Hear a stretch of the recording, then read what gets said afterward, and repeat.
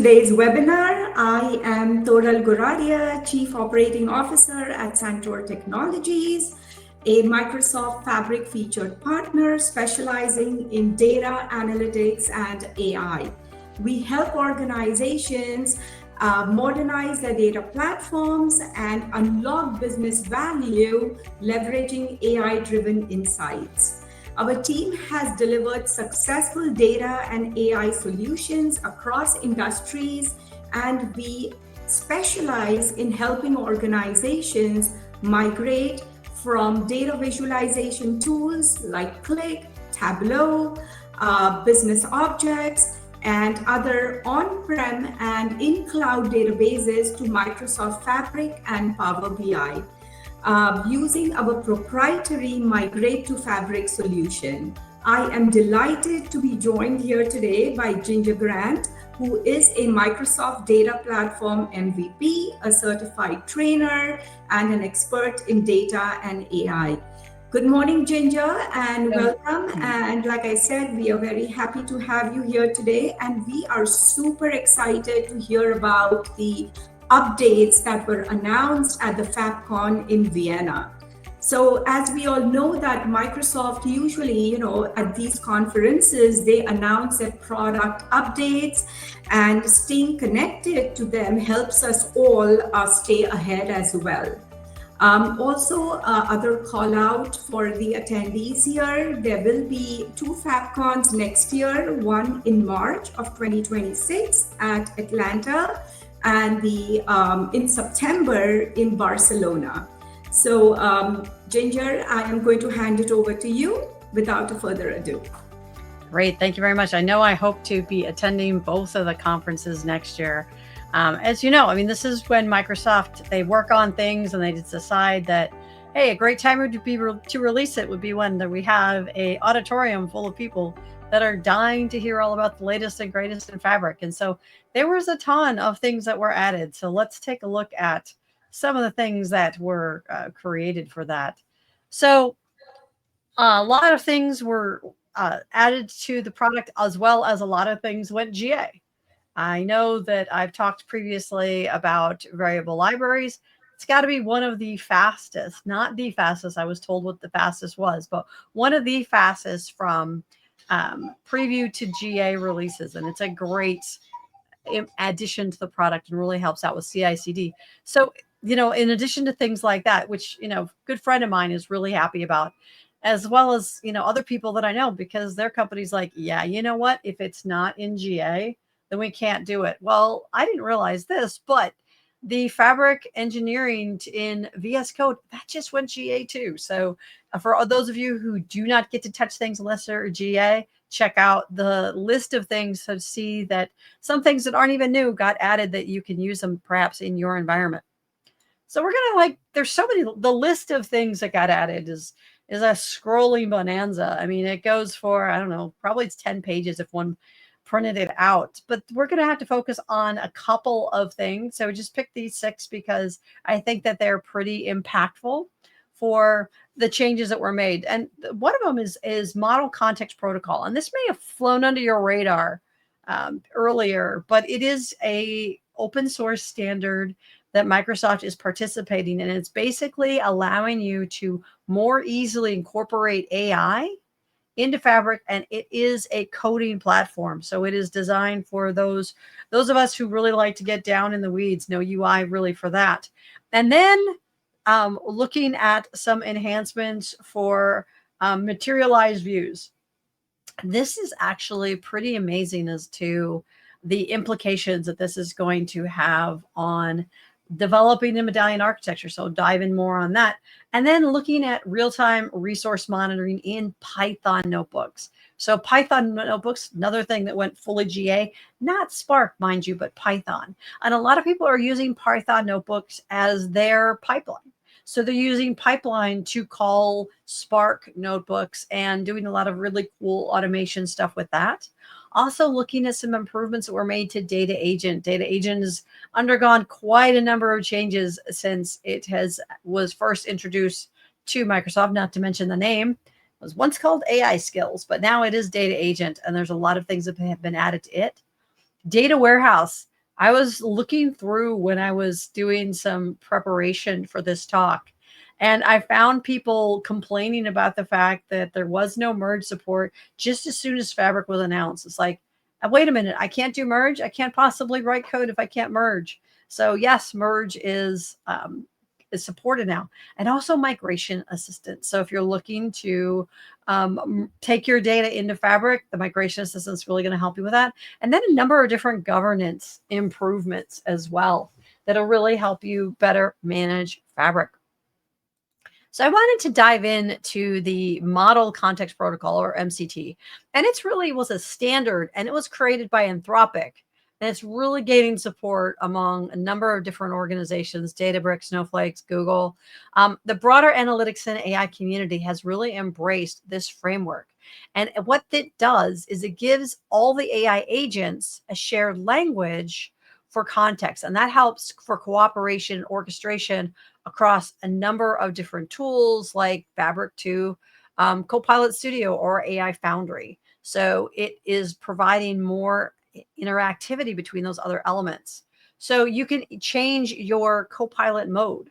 So you can do read-only, write, so you can improve your automation. Also, of course, better integration to VS Code. If you've not set up VS Code to work with Fabric yet, you are really limiting yourself, because there's a lot of feature and functionality that is the only place that it is available.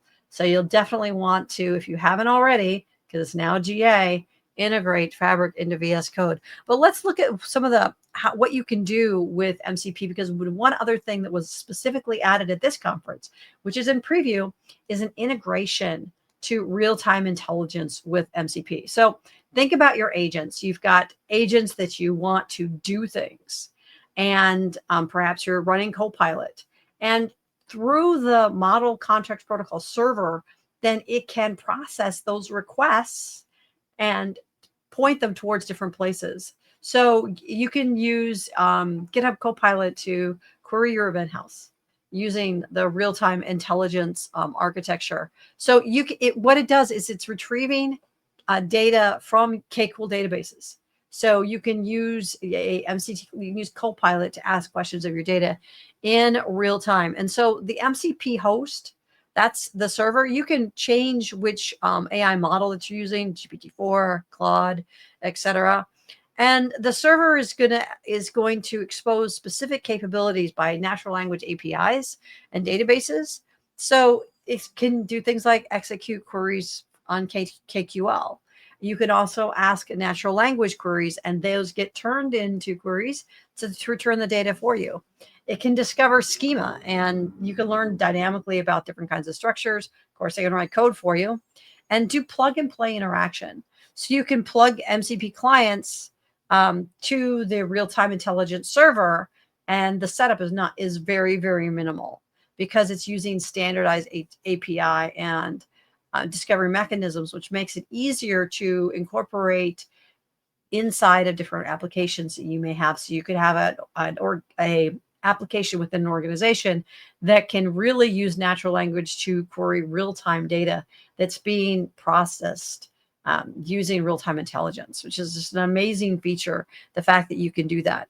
And you can use, whatever your localized language is too, because that's the beauty of working with different AI tools. They're automatically support other languages.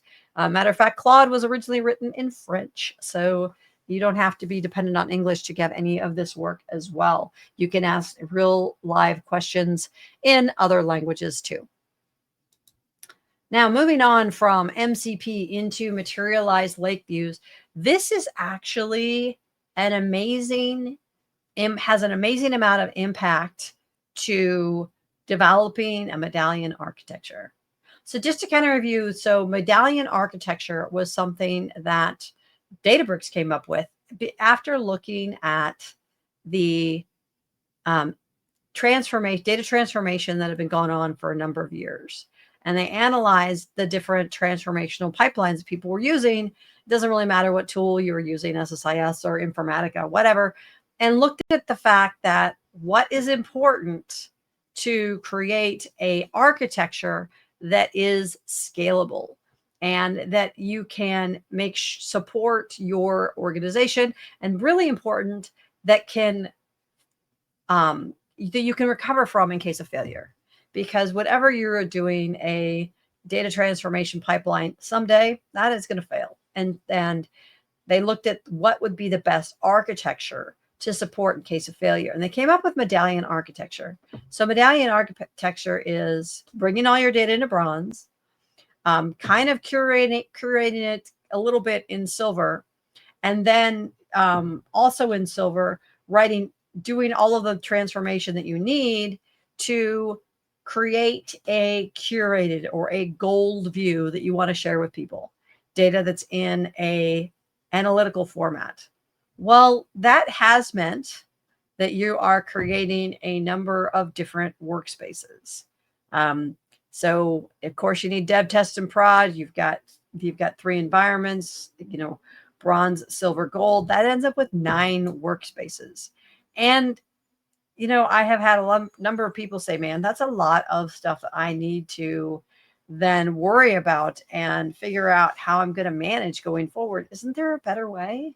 Well, thanks to Materialized Lake Views, yes, there is. This is going to greatly simplify the architecture that you're using inside of Fabric for transforming data. Spoiler alert, you do not have to have all those different workspaces. Instead of 9, you can get away with 3. And the reason why, 1 for dev, 1 for test, 1 for production. And the reason why is Materialized Lake Views are allowing you to make your pipelines really just SQL statements, declarative SQL statements. So you don't have to write Python to make this work. And it automatically moves the data or you can schedule it to move the data from bronze to silver to gold. And it's got built-in data quality rules. And this is really going to simplify Medallion architecture. It has automatic refresh, automatic lineage checking, and it makes the ETL extremely simple to use. So you don't have to worry about the scheduling so much, as this just takes a lot of the work out of it. For the people who have never done a whole lot of stuff inside of Python, this is going to be a game changer. So let me show you how all of that is going to work. So what I'm going to do is I am going to go into Fabric, and I'm going to go to my lakehouse, and we'll just in my lakehouse here, I've got like an operational data store. Doesn't have any data in it, so it's kind of a really good candidate for this.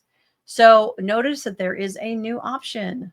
And this new option is Manage Materialized Lake Views. We're going to look at that. One other thing that I wanted to also to draw your attention is that getting around in the Fabric UI is something that has always been a bit of a challenge, right? Because you've got to go back to the workspace. You don't know where things are.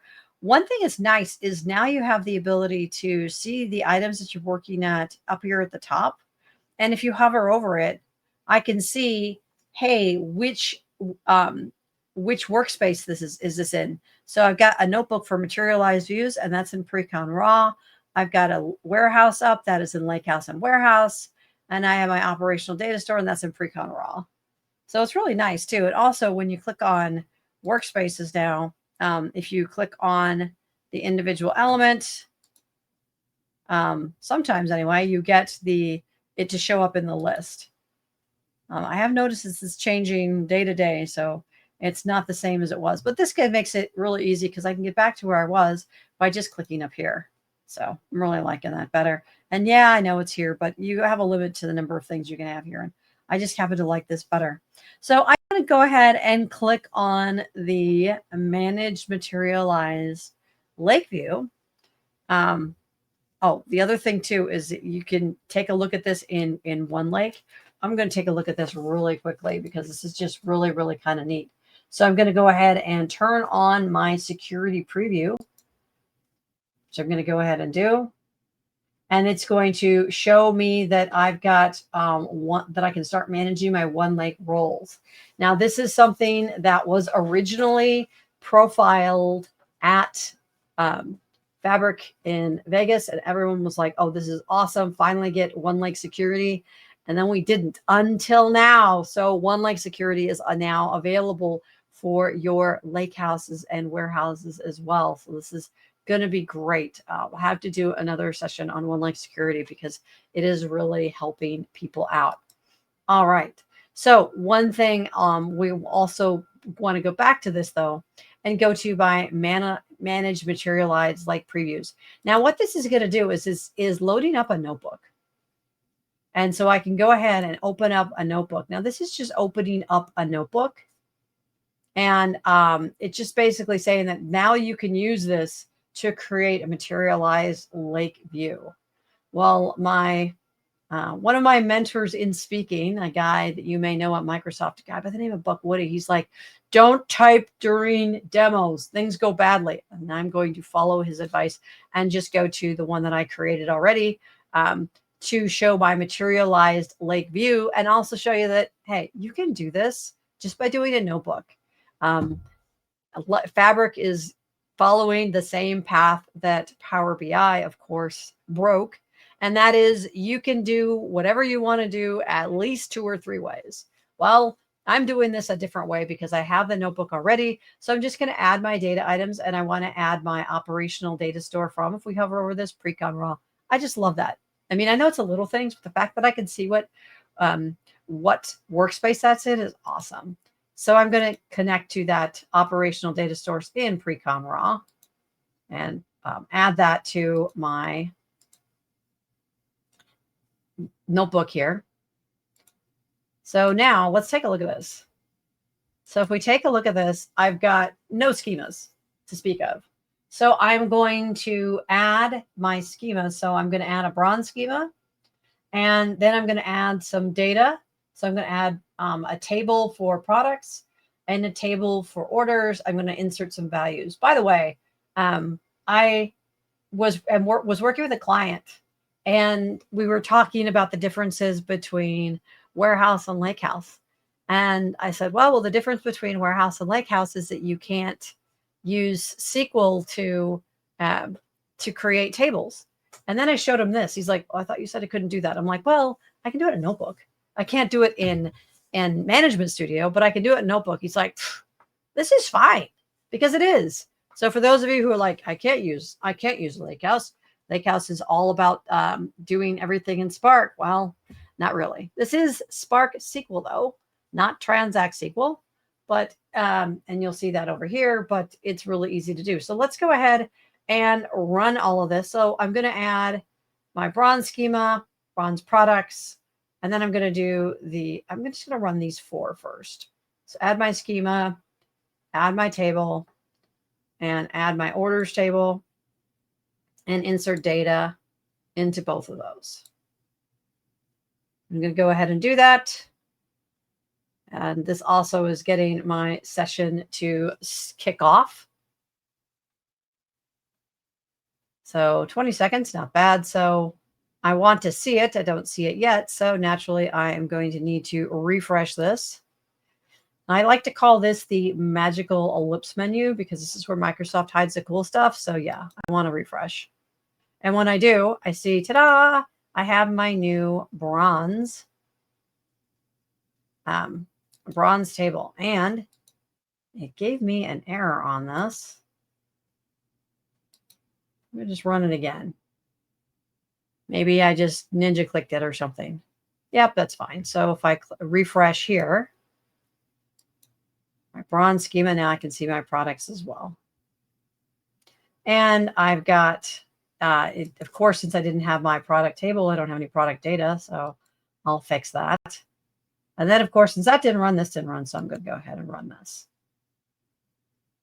So now, just to make sure that this worked, I'm going to take a look at my data in both of these. Just do a quick run of this so we can take a look at my data. And it's not liking this. That's user fail on my part. I'll make sure I just do one of them at a time. See, likes me now.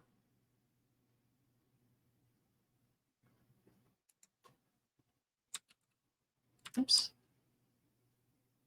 And of course, I've got data. Let's make sure that I got product data as well. So take a look at this as well. Okay. Don't need this. So I've got my bronze data. So what I'm going to do is I'm going to create my silver schema here. Don't have one. So now I have one. So if I refresh here, I will see that now I have a silver schema, which has got exactly nothing in it. So I've got my raw data in my bronze schema. I had a client recently and they're like, oh, we didn't use schemas because they didn't work. I'm like, well, those days are over. I highly recommend that you use schemas. So this is basically implementing Medallion architecture via schema. Kind of a neat way of doing it. So I'm going to then put a materialized view in my silver schema. So I'm going to create this materialized lake view, which is a combination of my orders and products. So I'm doing a bit of a merge there in that query.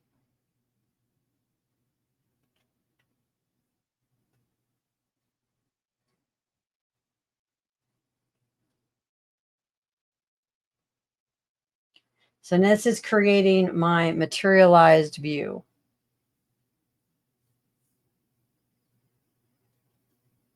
Taking a little bit longer than it had for some of the other tasks.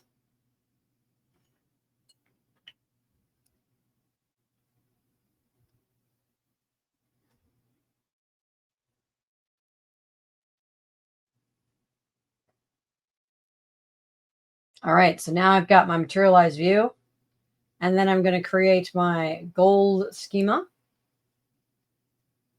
And I'm going to create a view on top of that. So this is going to be what I release for people. So I'm doing additional refinement for this. And what I did. So let's refresh so we can see everything. So now I've got bronze, I've got gold, and I've got silver. Now I'm not seeing these because I didn't refresh this. So here we can see that I've got, it looks like a table, but it is not, because this is, instead of a triangle, that is a little lightning bolt. I know it's kind of hard to see that. The reason these are out of order is because this is a, this isn't canceled.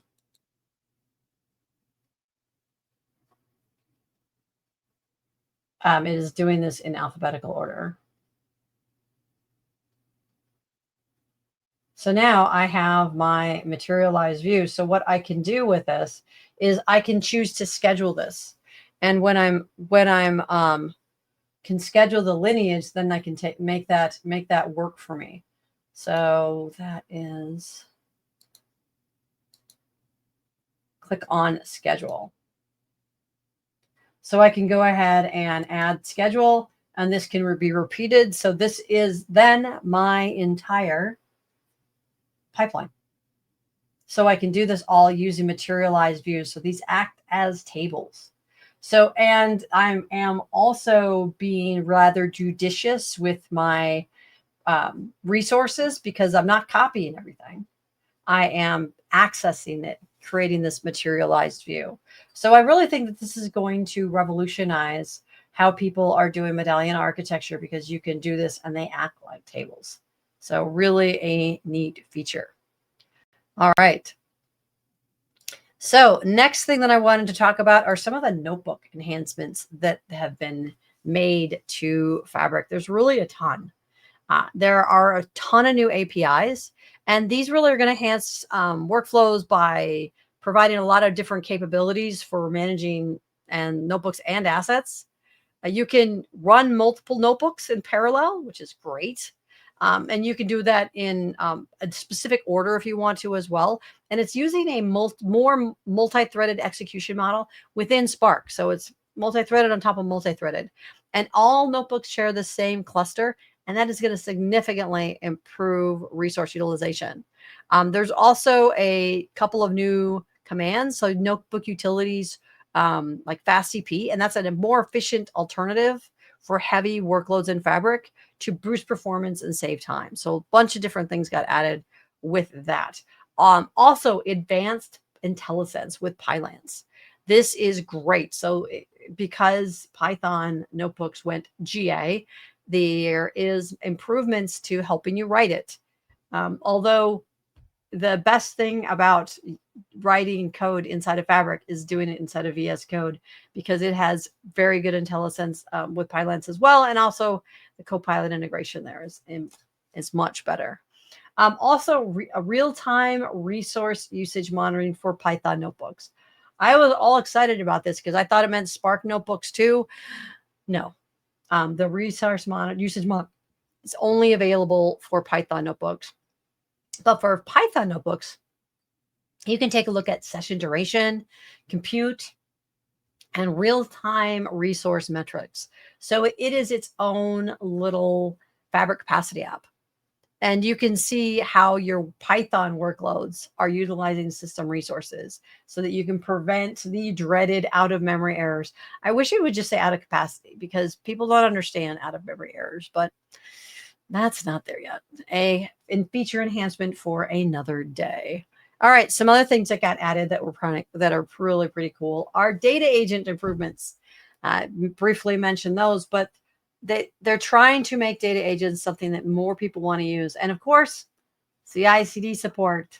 That is essential and now included inside of data agents. So that way you've got Git integration, so you can add even more items to your Git repos. Just as a TDY, Microsoft is recommending that if you are creating a new CICD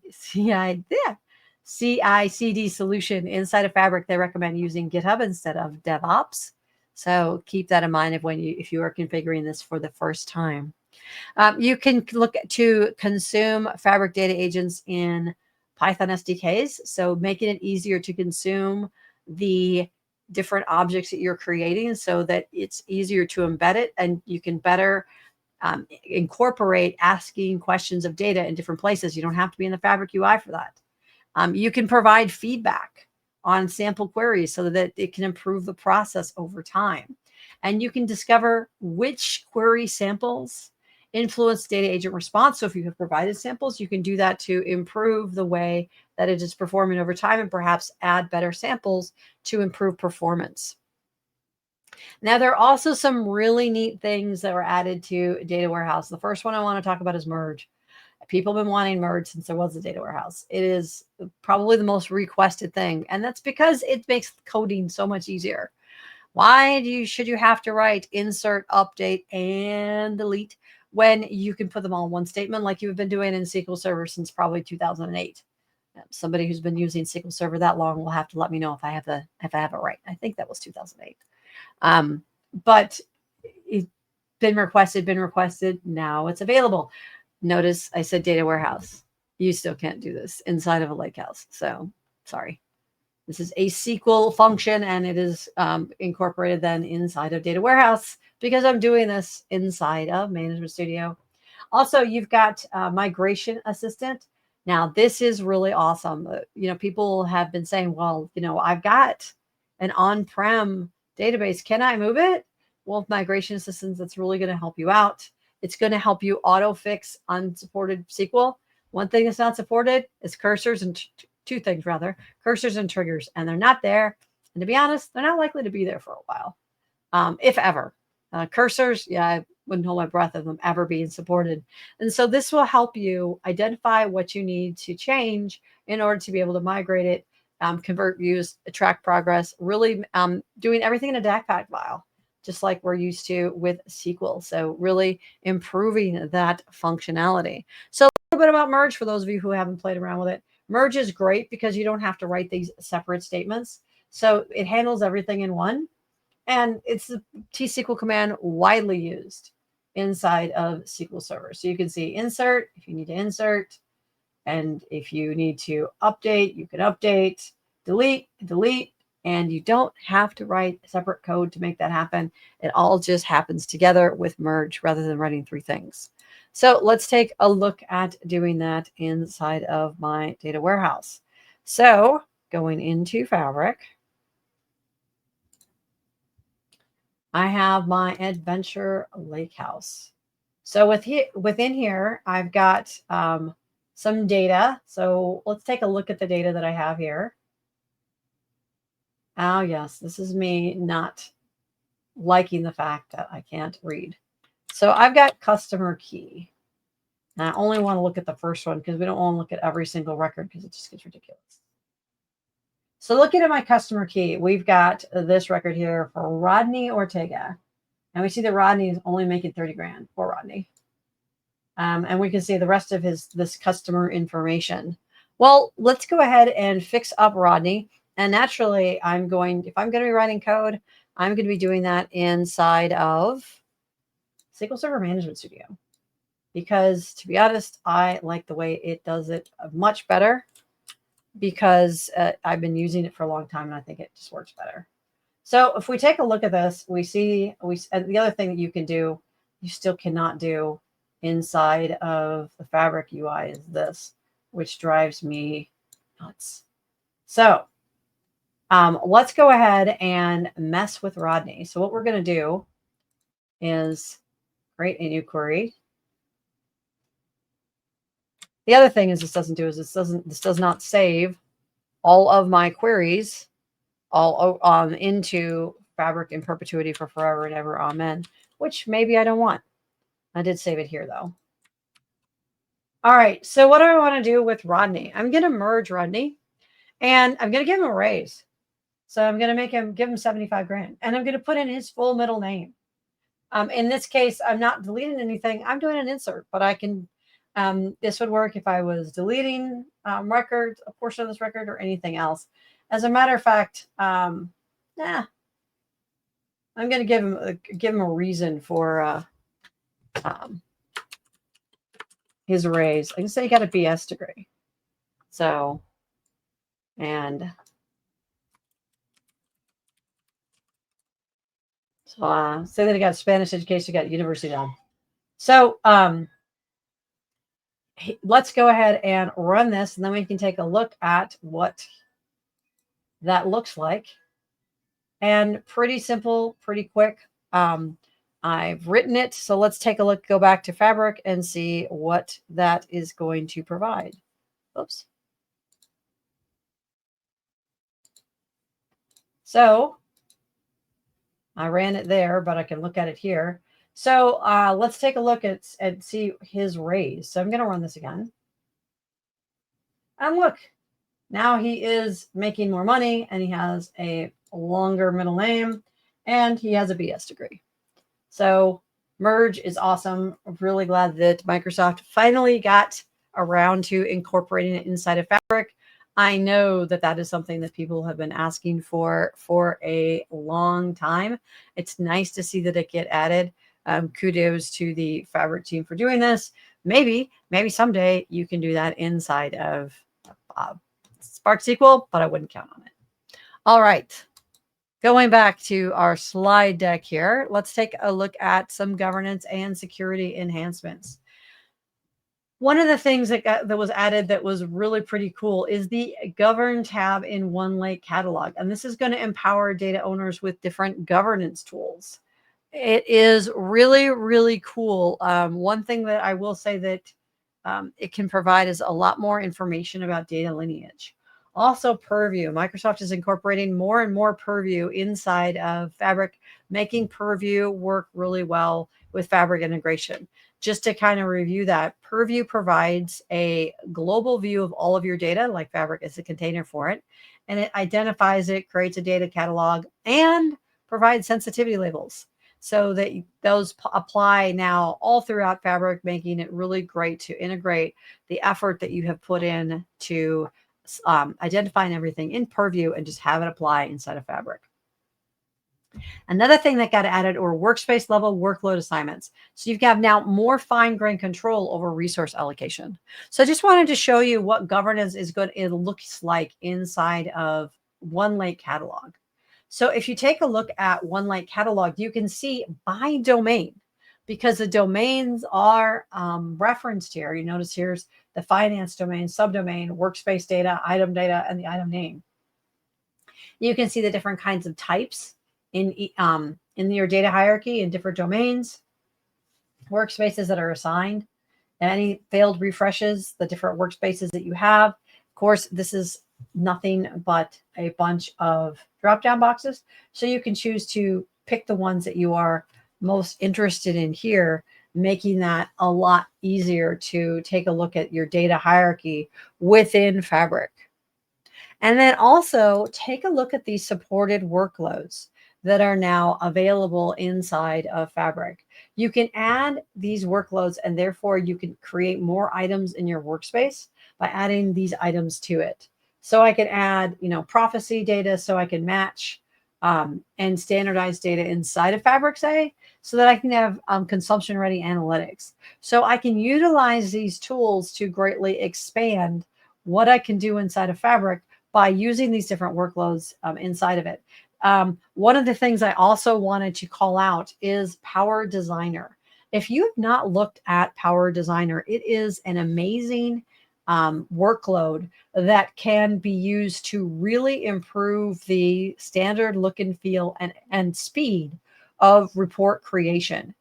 It really helps improve the style of reports, making consistent, and also making it really easy for people to apply the guidelines that you want people to in your organization.